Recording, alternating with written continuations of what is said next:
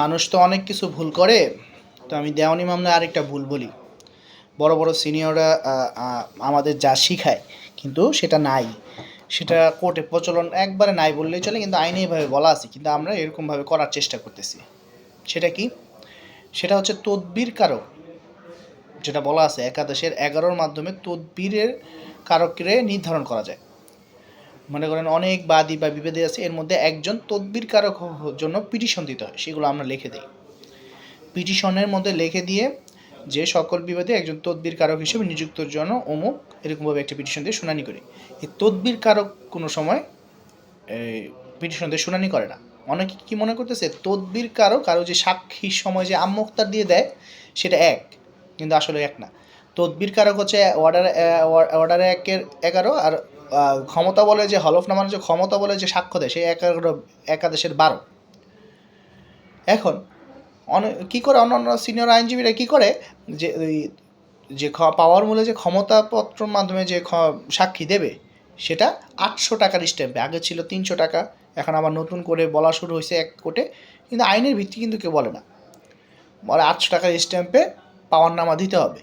কিন্তু আসলে আইনে বলা আছে স্পষ্টভাবে যে হলফনামা দিতে হবে 300-তে, কিন্তু কোনো স্ট্যাম্পে পাওয়ারনামা দাখিল করতে হবে এরকমভাবে বলা নাই, এরকমভাবে আইনে বলা নাই, আমার কাছে স্পষ্ট লেখা আছে। তো এটা প্রচলন নাই। স্ট্যাম্পটা পাওয়ারনামাটা স্ট্যাম্পে দিতে হবে, ওখানে কী কী টাইটেরিয়া লিখতে হবে সেটা আমরা লিখে দিই, সেভাবে বলা আছে যেভাবে লিখতে হবে, কিন্তু এটা কত টাকার স্ট্যাম্পে দিতে হবে পাওয়ারনামাটা সেটা বলা নাই। স্ট্যাম্পে দিলেও দেওয়া যেতে পারে, না দিলেও না দেওয়া যেতে পারে, কার্টিস পেপারেও দেওয়া যেতে পারে, কিন্তু হলফনামাটা 300 টাকার ব্যাপারে বলা আছে, যে আমরা সাথে হলফনামা দিয়ে যে আমরা সাক্ষী দেব সেটা। আগে তো মনে করেন যে লিখিত সাক্ষী ছিল না বাদীপক্ষের, সেটা মৌখে বলতে হইতো, জেরাটাও মুখে নিত, কিন্তু এখন ইউনিট সরকারের মাধ্যমে আসার পরে একটা আইন করছে, সেটা হচ্ছে মৌখিক না লিখিতভাবে যারা যদি দেওয়ানি মামলার সাক্ষী পর্যায়ে যায়, যে পিএইচের পর্যায়ে যায়, সেক্ষেত্রে লিখিতভাবে দেবে, কিন্তু জেরা পূর্ণ জেরাটা সেটা ওই মৌখিকভাবেই হবে আর কি।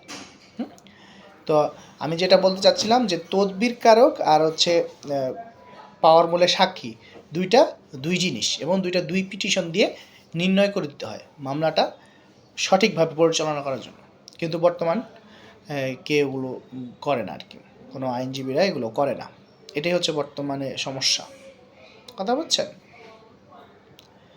যাই হোক, এরকম খুঁটিনাটি আরও বুদ্ধি আমার কাছে আছে যেগুলো আমরা পরিচালনা করে না।